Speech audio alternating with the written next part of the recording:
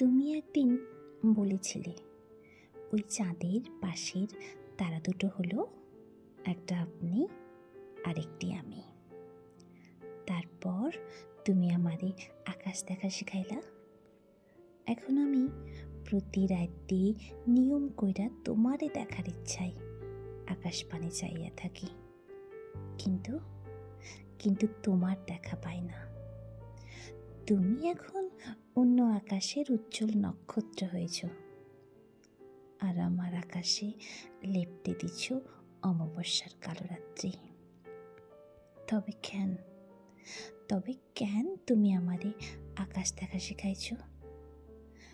দুঃখ দিতে নাকি কষ্ট দিতে?